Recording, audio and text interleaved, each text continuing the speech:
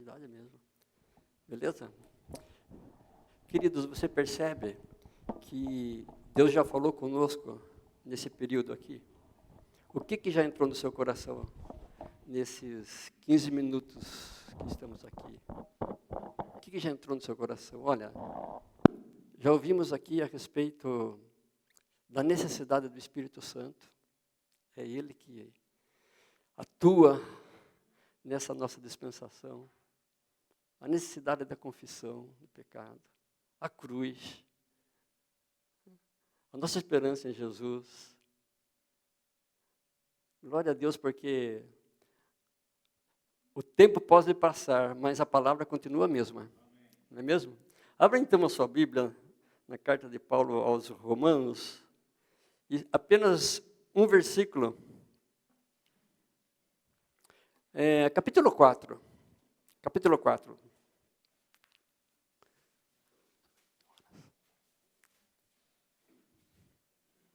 Romanos capítulo 4, o verso 25.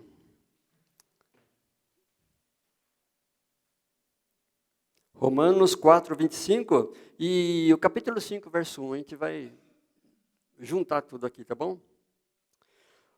O qual foi entregue por causa das nossas transgressões e ressuscitou por causa da nossa justificação. Justificado, pois, mediante a fé, temos paz com Deus, por meio do nosso Senhor Jesus Cristo. Amém? Paizinho querido, estamos diante de uma porção da Tua Palavra.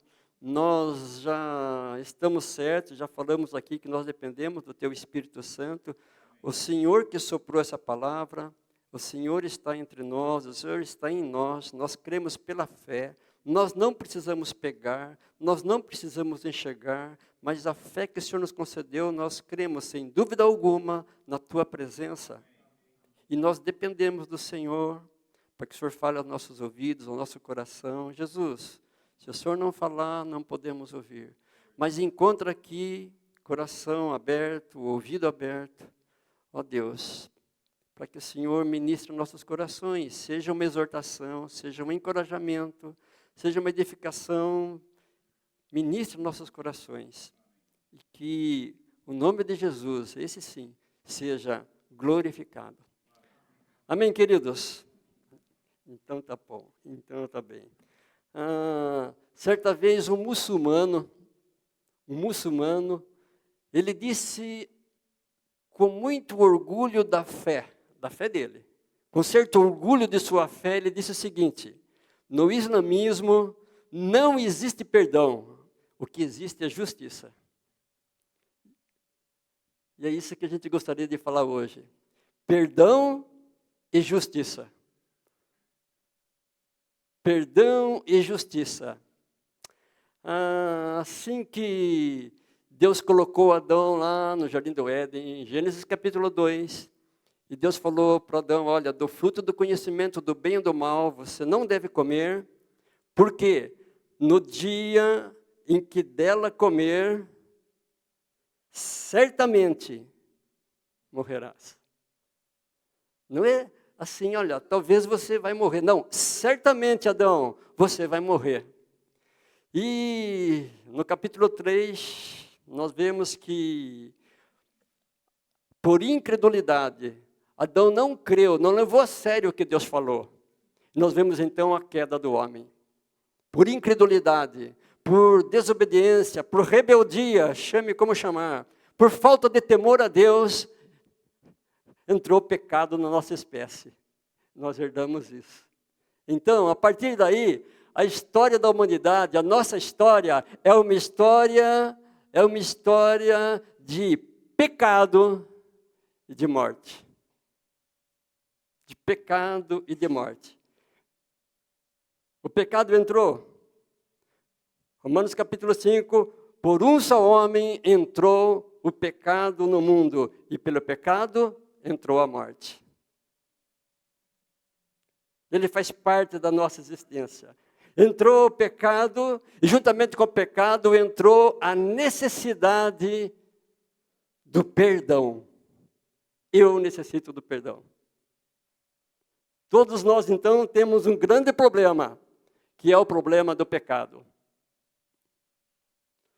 Davi, o homem segundo o coração de Deus, certa vez ele diz assim no Salmo 139, sonda-me, ó Deus, e conhece o meu coração. Prova-me e conhece os meus pensamentos. Quando a gente vai para Davi, eu lembro Davi, garotinho, aquele garoto corajoso que enfrentou o gigante Golias. Mas olha, coragem mesmo é fazer essa oração, querido. Você consegue fazer essa oração? Sonda-me, ó Deus, pode falar o que está acontecendo comigo. Vê se há em mim, Deus, algum caminho mau e guia-me pelo caminho eterno. Já pensou, se aqui fosse projetado tudo o que eu fiz de errado nesse mês de junho, eu não estaria aqui não. Já pensou? Olha a coragem de Davi, sonda-me e conhece o meu coração, prova os meus pensamentos. Pensamentos que passam no meu coração, que são pensamentos sombrios, que eu não tenho coragem de compartilhar com ninguém. Já ouvimos falar aqui, né, que existe uma batalha, está no nosso, não foi? Está aqui nos nossos pensamentos. Conhece os meus pensamentos, Senhor. Sonda-me. Sonda-me. Então eu vejo Davi aqui um homem corajoso. Todos nós temos então um grande problema, que é o problema do pecado. E em tese, presta atenção, senão eu vou falar uma heresia aqui, tá bom? Nós temos um grande problema e, em tese, colocamos Deus também em um grande problema. Percebe? Porque Deus não tem problema nenhum, ele, claro que não. Mas nós temos o problema. E qual é o problema? O problema é que Deus é amor, Deus é santo, Deus é misericórdia, Ele tem prazer na misericórdia, Ele é compassivo, Ele é paciente, mas ao mesmo tempo, Deus é justo. Deus é justo juiz. Deus é justo juiz. Salmo capítulo 7, verso 11, diz que Deus sente indignação todos os dias. Se eu que sou mau, se eu que sou pecador, fico indignado com as coisas que nós temos ouvido e que está acontecendo ao nosso redor. Imagine Deus que é santo. Imagine Deus que é santo. Deus sente indignação quando? Todos os dias. Todos os dias. E nós vamos para o profeta Naum, capítulo 1, verso 3, Deus dizendo assim, que Deus jamais inocenta o pecado. E agora? Durma com um negócio desse. Como que fica Deus nessa? O grande problema é como Deus ser amor e justo ao mesmo tempo. Como conciliar um Deus amoroso com Deus que tem que ser justo, porque Ele é justo. Alguém aqui tem dúvida que é um pecador? Tem dúvida? Alguém aqui tem dúvida que você não pode resolver o seu problema de pecado por si próprio? Não tem como eu resolver o meu problema de pecado sozinho. Então a nossa confiança deve estar em Jesus. A minha confiança não deve estar no meu esforço, embora seja interessante, não deve estar na minha capacidade de obedecer, a minha confiança não deve estar em eu seguir os mandamentos, não deve estar na disciplina religiosa, embora tudo isso caiba e tenha o seu lugar, a minha confiança precisa estar na suficiência de Jesus Cristo. Aí eu começo a descansar. Jesus é suficiente. Ele morreu pelos nossos pecados. Ele morreu para oferecer para mim o perdão que eu preciso. Nós vamos lá para a cruz do Calvário, e nós vemos que ali todos os nossos pecados foram colocados nele. Na cruz nós vemos um Deus amoroso e justo. Como que pode conciliar? Um Deus de amor, um Deus que é justo. Olhe para a cruz. Na cruz nós vemos um Deus amoroso e um Deus justo, ao mesmo tempo, sem problema nenhum. Então, o problema está comigo, não está com Deus. Ele conseguiu conciliar essas duas coisas, percebe? Nós vamos para a cruz, no dia em que levaram o autor da vida à morte. E nós vemos ali em Mateus 27, uma das últimas palavras de Jesus na cruz, a quarta frase de Jesus, Jesus dizendo assim: Deus meu, por que me desamparaste? Sabe o que estava acontecendo ali, naquela hora? O que estava acontecendo ali é que aquele que não conheceu o pecado, Deus o fez pecado por nós, para que nele fosse feita a justiça. Porque Deus é justo. Deus é justo, Deus é justo juiz. Você percebe agora como Deus concilia o amor dele com a justiça dele? Deus meu, por que me desamparaste? A separação de Deus que era para eu experimentar por toda a eternidade, Jesus experimentou na cruz. Na cruz foi retirada a presença de Deus e foi colocada a ira de Deus, a indignação de Deus, o ódio de Deus, o ódio que Deus tem pelo meu pecado foi colocado nele. É ruim pensar em um Deus assim, não é não? É forte isso. Mas é assim que o profeta diz.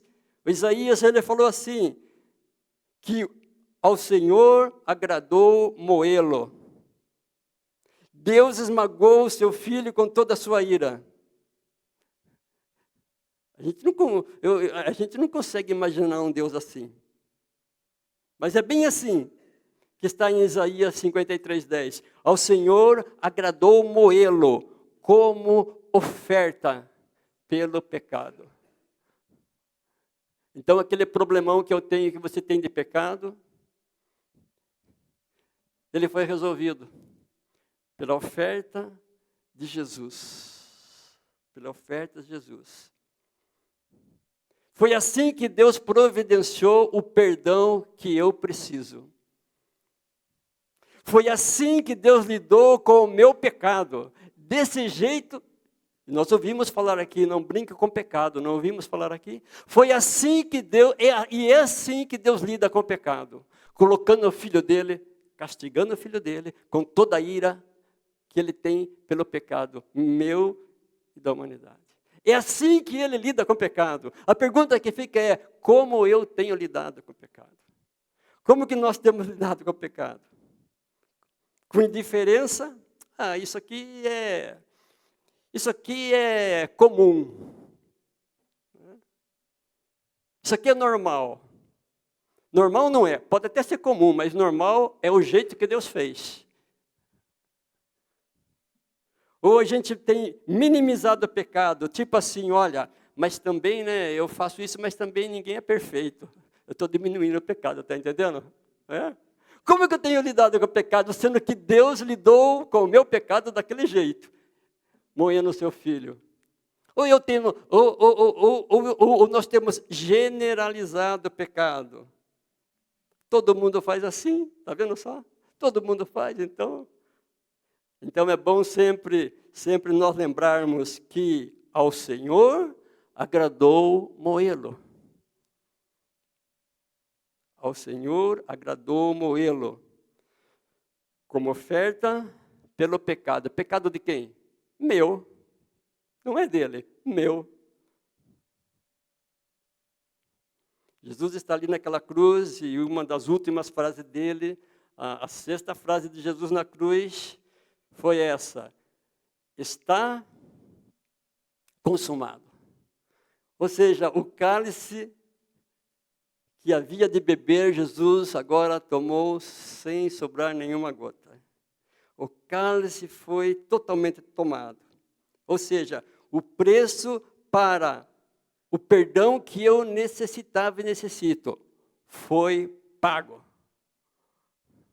O preço foi pago, sabendo que não foi mediante a coisas corruptíveis como ouro, como prata, como dólar, que nós fomos resgatados, mas pelo precioso sangue, como de cordeiro sem defeito e sem mácula, o sangue de Cristo. Então, queridos, olha só que legal. Todo depósito de perdão foi providenciado. Foi providenciado na cruz. Na cruz nós temos todo o depósito de perdão que eu preciso, que a humanidade precisa. Quando alguém crê no Senhor Jesus como Salvador e como seu Senhor e Salvador, pela fé na graça, quando alguém crê assim, esse alguém é salvo. Então ele recebe o perdão para a salvação. Quando alguém crê em Jesus e vê que somente em Jesus eu tenho salvação, eu preciso dela. E o próprio Espírito Santo me leva a crer, porque eu não tinha condições de crer, mas é um mistério que eu só tenho que agradecer, eu não preciso entender. Estou falando agora de novo nascimento, de regeneração. Quando isso acontece, então eu tenho o perdão para a salvação, carimbado, selado. Mas, mesmo depois de salvo, eu preciso continuar tendo o perdão que Ele oferece. Então, existe o perdão para a salvação e existe o perdão para os salvos.